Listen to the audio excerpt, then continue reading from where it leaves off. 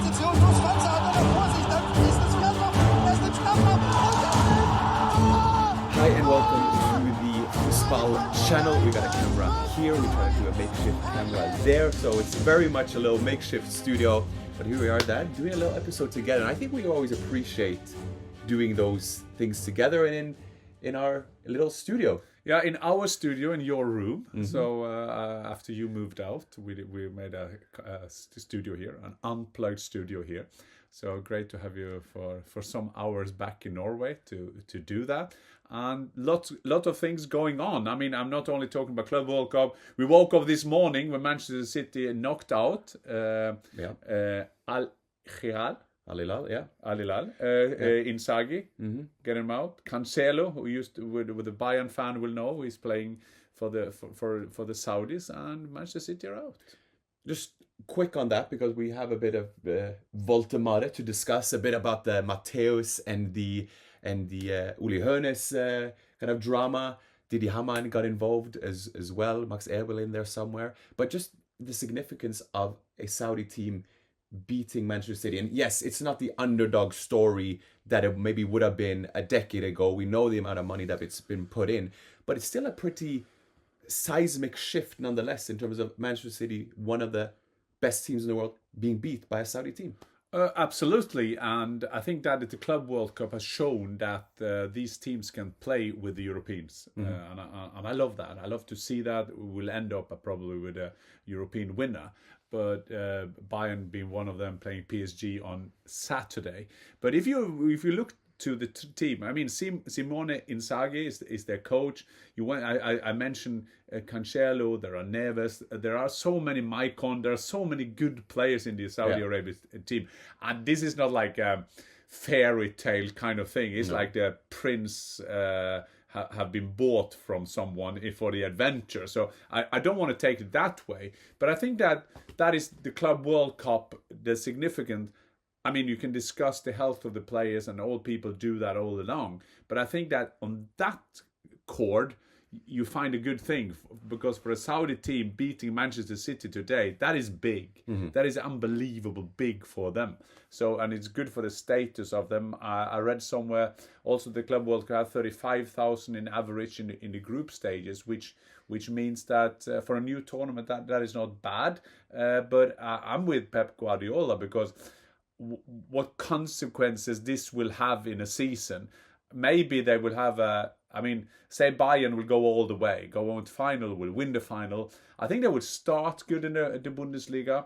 They will have a good start, but coming to Christmas and the end November, December, that could be take the toll on them. The good thing for German football is that they have a little winter break. The English are not doing that. So what I do understand is that the players will get maybe 2 weeks off, and then they will meet early for pre-season early in August, but the season starts 14th of August. Yeah, so it's crazy. It's going to be great. But Marcus, we're sitting in there. You're sitting with a German. That is the German 08, Germany 08, which actually the final we went to.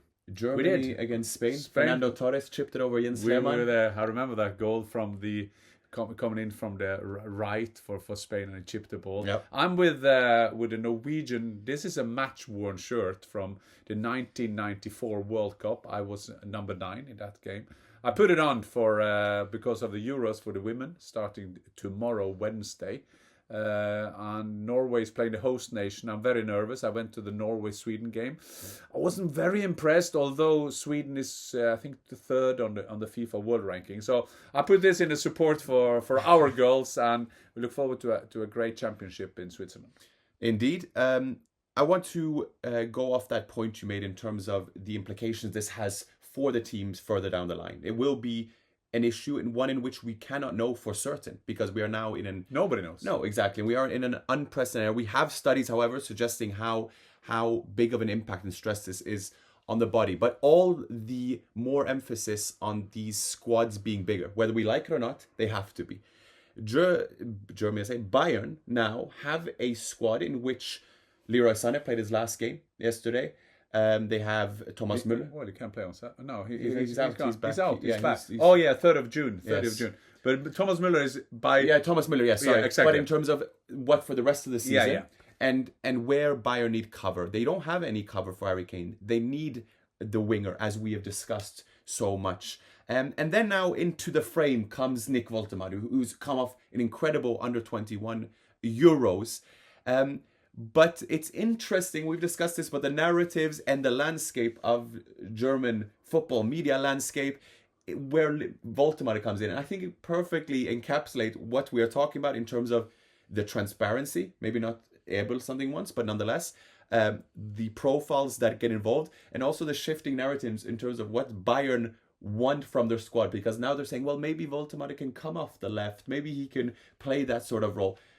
How have you seen this development for the last few days? Well, a quick explainer. Bayern always need to have great players. Their ambition is to be the best in the world.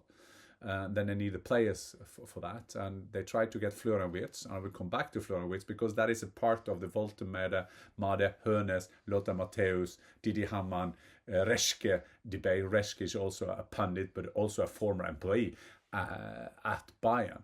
So they try to get the big players, which I think they should. But sometimes I felt lately is that when Eberl and Bayern, they want players who don't want them. So it's quite hard when you go to a nightclub and the two girls, if I go for the two girls, don't tell your mom about this metaphor, but they don't want me, but I will still say I want them. I mean, that is a bit, first of all, it's a bit creepy. I'm not sure about it is in football, but it's a big thing that they want Williams, but he says, I want to go to Barcelona, you know? Then they tried other players and they're so clear they want other alternatives. Woltemade is something else because Woltemade is a player, young player, done fantastically in the under-21 championship, Euro championship. England won, congratulations to them, beating Germany 3-2 in the final. Woltemade, top scorer, also 6 goals, 3 assists, I think. Been doing so well. His profile is perfect for Bayern because they need to have the best players there. Then we go into the details that you were talking about. We have 3 parties with VfB Stuttgart, who have also great management with the players, with the people around the club. They had a great CEO, great sporting director, Sebastian Hoeneß, we all know. But they have a great... So they won the cup. They're in the Europa League. And then we have Woltemade, who says, I want to go to Bayern. Okay, fair. I understand that. After saying no, apparently, to Chelsea and Napoli. Exactly. But he has to ask himself then, if I go as an understudy to Harry Kane, next year he has an outsider chance, or not an outsider, he's got a good chance to be in the German squad because he's in form. If not a starter. It could be a starter, you know. So that is a risk for him as well because we've seen a lot of players coming to Bayern, and this is a very competitive squad, a very competitive team to get into. I'm not just talking about starting 11. And when you have Harry Kane, then you know Harry Kane will play. He's an England captain. He's a top scorer. He's their number 9.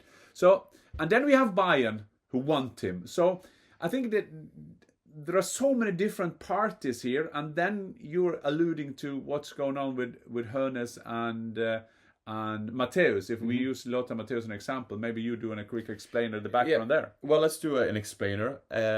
Lothar Matthäus is asked, generally speaking, what he thinks Woltemade is worth, in which he says that I think Woltemade could be worth anything from, was it, I wouldn't be surprised if it was 60 to 80 to even 100 million. The range is pretty big, but nonetheless, the point being a very high figure, in which Uli Hoeneß then, amongst them, he says goes after Hoeneß. No, sorry, he goes after Hamann. He goes after Lothar Matthäus and saying, why are they driving up the figures? They're driving up these astronomical figures. They did the same with Wirtz. Why are they doing this? This is not good.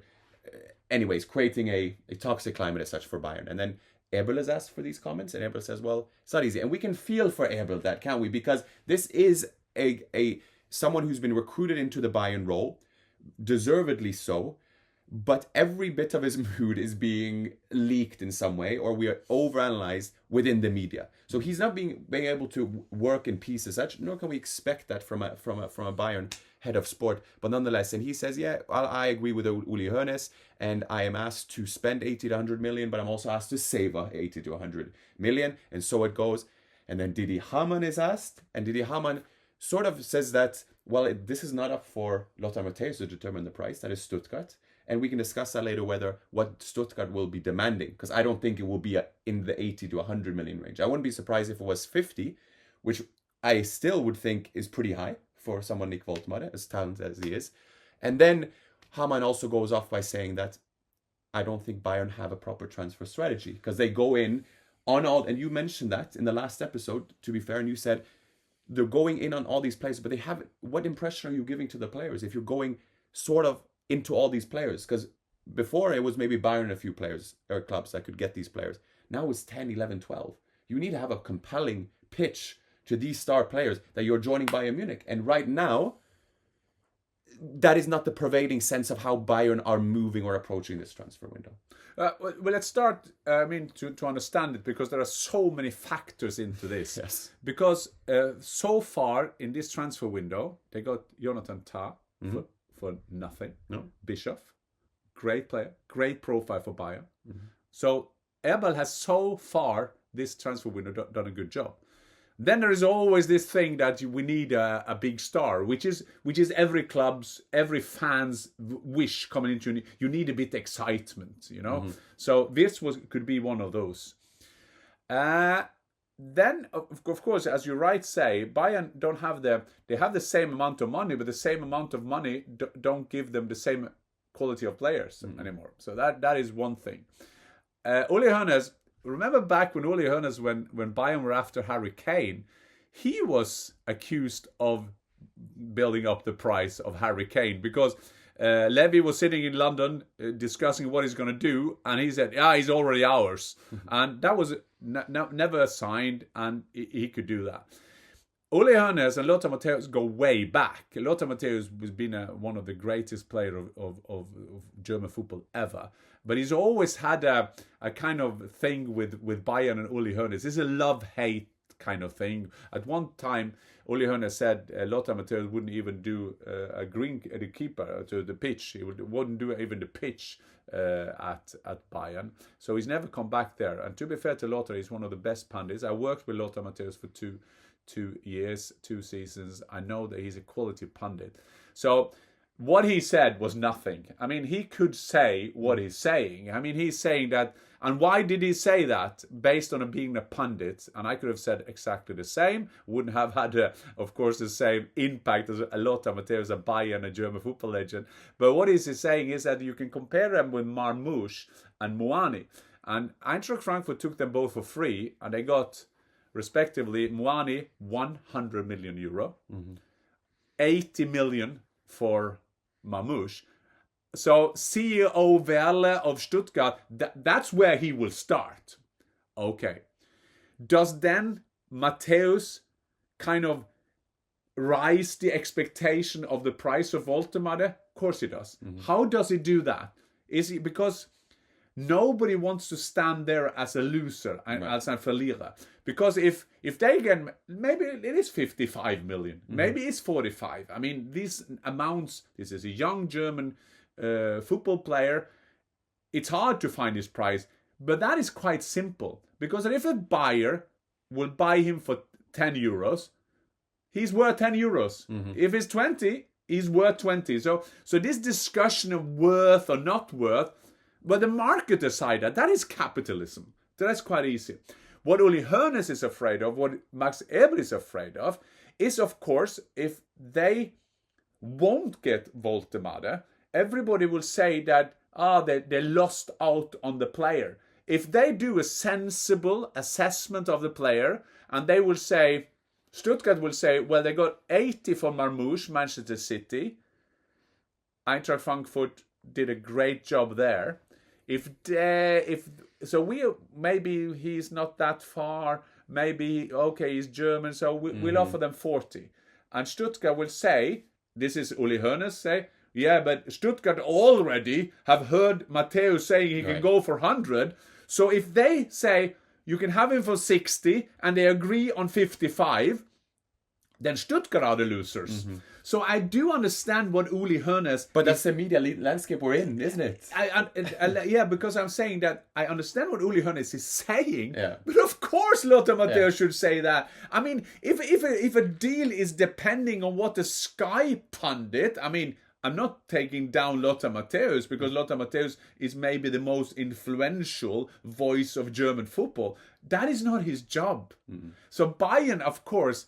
And then Lothar Matthäus is counter-attacking Uli Hoeneß, saying he hasn't been a part of the development for 10, 15 years, which is quite vulnerable for Uli Hoeneß. Of course, he's still one of the bosses. Him and Karl-Heinz Rummenigge is hanging around there still, and they're doing their business. So I do understand where Uli Hoeneß comes from, but wow, my God, that is not Lothar Matthäus' job. It's not Didi Hammann's job. It's not even Reschke, who used to work there as a technical director's job, because he commented on that as well.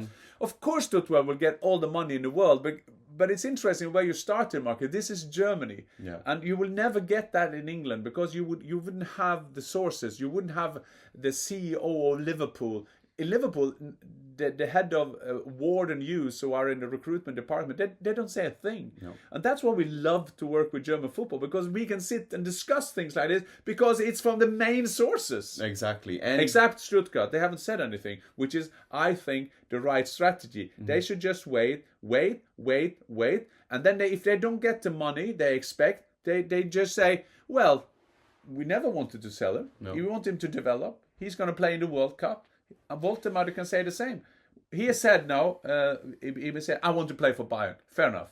He hasn't said it, but the sources, the great the pundits in Germany has found that out. So I think now it's better to say nothing for Stuttgart and Woltemade, as they do. Bayern will always say something.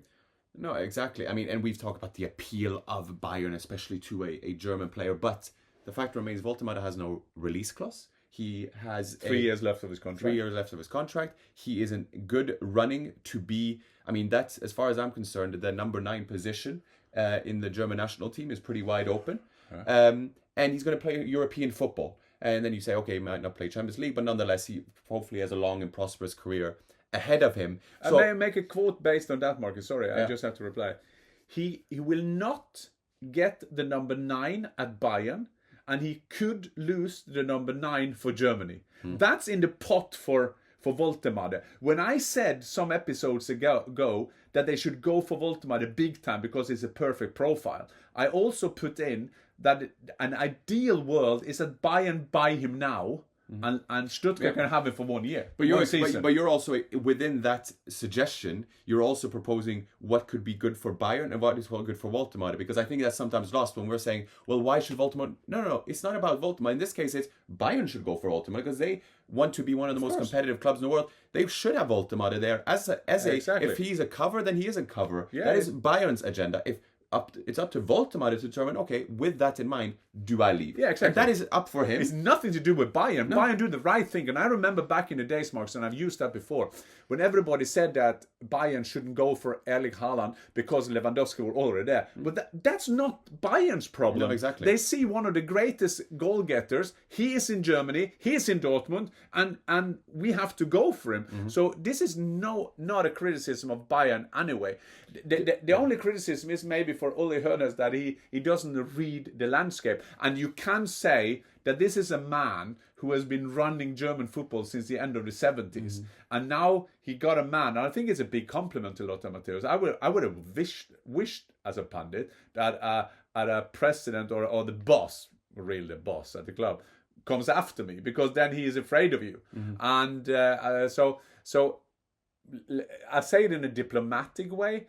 Many pundits in Germany are controlled, have been controlled over the years by Uli Hoeneß. He can't control Lothar Matthäus. No. He can't control Didi Hamann, and that's why you have a go at him. And I just want to end this by asking you about Bayern's transfer strategy, because we are very much susceptible to the media picture that is around us, and then within that we make our analysis. But my pervading kind of sense of Bayern's transfer strategy now is that it seems overly reactive. in the sense that if you had and this is me being critical, but I think if you had a plan for Woltemade, you knew that you wanted a number 9, there was no reason, especially with the Club World coming up, with the transfer window opening there, especially for them from 1st of June to 10th of June, based off Woltemade's performances in the league, that he could have been bought then and been brought in the Club World. His value and his hype has just made even further by his under 21 performances. Yeah. And then following this very, very strong under 21 performances, then we hear now it's Bayern all in on Woltemade. Bayern submitted supposedly a bid for Bynoe-Gittens for 55 million euros most recently, where Bayern are told, well, that bid was submitted by Chelsea in early June, and we said no to that. And before you know it, Bynoe-Gittens is a Chelsea player. We don't know the full fact of it, but for me, from the outside, as we are inside in some ways, there seems to be a willingness to pursue certain, like a winger or a forward, but in terms of that, the approach, it seems to me a bit reactive, like I said. I don't know how you see it. No, it's true. Just to be devil's advocate, is that Bayern is Bayern. So Yeah. Bayern is the big interest. I mean, our episode when we talk about Germany, it's a lot of Bayern, because that is the thing that it's so interesting for so many people. They have the most fans all over the world. They are for a German club, they are the second favorite club for a lot of people in Germany. They have the local team, but they've always followed Bayern in European stuffs and now at the Club World Cup. But the thing is also that maybe that has been the case, that they have worked hard to get him. The problem is also when Bayern is leaking like Titanic. Yeah. I mean, Bayern is leaking all the time. You have a lot of high-profile players, Bayern players, who are now turning into pundits, which makes it. You have Didier Hamann played for Bayern, Lothar Matthäus played for Bayern, Stefan Effenberg played for Bayern, Mario Basler played for Bayern, and I know I've forgotten probably a lot of the players who are sitting in the different studios, and that annoys a guy like Uli Hoeneß, because Uli Hoeneß want loyalty. This is the Don Corleone thing. You want your loyalty. He's a Bayern.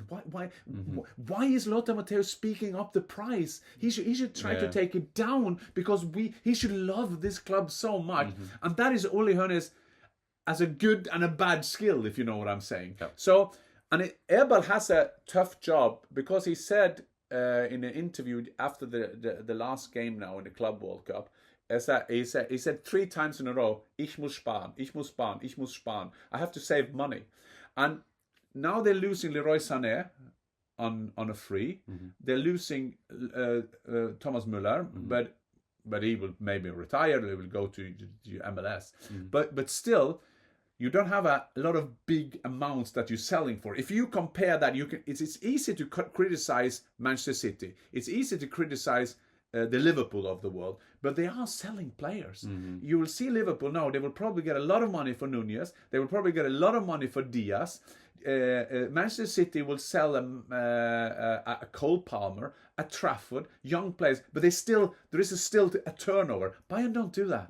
And of course, Uli Hoeneß, Heiner or Dresden, and what they all call, these are business people. They do understand that should Bayern keep being sustainable, they have to sell as well. So on one side, Eberl will have a demand to sell, and then the fans, and there's so many Bayern fans, they wanted to buy, because they want the big players. And then they say, yeah, you can sell the bad players, but the bad players, you won't get a lot of money for them, you know. And that's why someone like Woltemade is perfect, because they're not a world star, and not yet, but they can be. We saw that with Michael Olise. I think that was a brilliant great signing and a brilliant example of what Bayern can do more realistically in the transfer market. If we're honest, looking at also the amount of money they receive in the Club World Cup, I'm sure that will help as well. But nonetheless, and we've discussed and we'll approach more, but Bundesliga as a whole and Bayern have to redefine their approach, not only from a business standpoint, but as a consequence in the transfer market, because they're competing on a completely different level with these clubs now than before. But you have to sell. Yeah. You have to sell as well, and that I understand the demands from the board. But Eberl is in the Zwickmühle, they said it in Germany, is just in between. So he has to do that. He got a hell of a job. To be a Bayern, Christoph Freund can help him, but he's kind of the symbol of what they do, good and bad. But a good example with Olise, I think there is Woltemade, Bischoff, those kind of players. That is the Bayern. You have to turn them into great players. I think Bayern had done that over the years. I mean, remember the time when they took them from their own with their Schweinsteiger, Müller kind of thing. Exactly. But I mean, the conclusion, Marcus, of this episode is that, wow, I love German football, because then we can discuss things like this. In English football, you won't know a thing, you know, and that is the great thing about the Germans. You always get them out. You have high-profile pundits, you're high-profile patriarchs, so to say, at the club. And this rumors that Uli Hoeneß and Karl-Heinz Rummenigge would retire a bit, well, that was a bit wrong, wasn't it? And this will obviously not be the last that we discuss as the feud. Maybe we'll continue or die down. We don't know. Ultimately, we have to follow very closely. We have to. But we also have to say congratulations to Bayern, who are in the quarterfinals. They're going to play PSG on Saturday. Good news. They are playing in the Mercedes-Benz Stadium in Atlanta. The roof is covered, so it will be significantly cooler. I know the weather has been of a pretty hard to play through, but I think we'll have a brilliant game. If anything, whether you like the Club World Cup or not, we will have Bayern against PSG. Great test for both teams, but it'll be interesting to see how Bayern compare to PSG in that game, and then we would love for them to go through along with Dortmund. Well, we do that, and we don't know as yet now how Dortmund have done, but I mean, Mercedes-Benz Stadium. I mean, this is not a Renault Stadium; it's a Mercedes-Benz Stadium. So we wish Bayern all the best. We know they need the money because they need the money to buy the great players. Yeah. And we'll follow that very closely. Auf Wiedersehen.